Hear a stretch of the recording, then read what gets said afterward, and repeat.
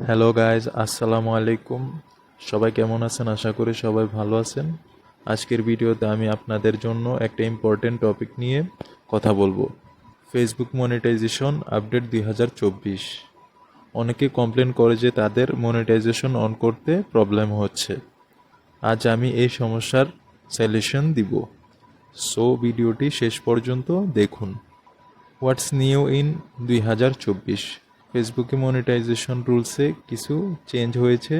প্রথমে একটা important update হলো ফেসবুক পেজে কনসিস্টেন্ট কন্টেন্ট পাবলিশ করতে হবে, আর বুস্টেড পোস্ট বা ফেক এঙ্গেজমেন্টস কোনো কাজ হবে না।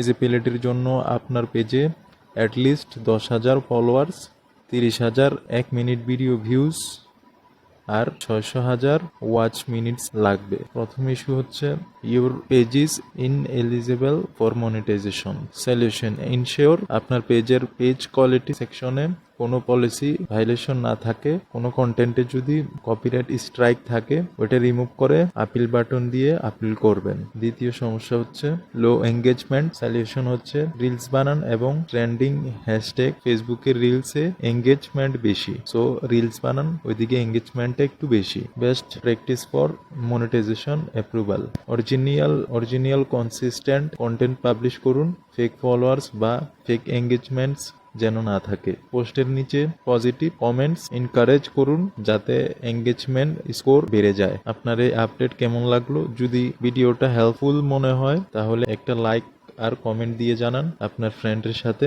শেয়ার করুন যারা এই সমস্যা ফেস করছে। নেক্সট ভিডিওতে আরও টিপস নিয়ে আসবো, সো সাবস্ক্রাইব করুন চ্যানেলটিকে। ধন্যবাদ, ভালো থাকবেন, আল্লাহ হাফেজ।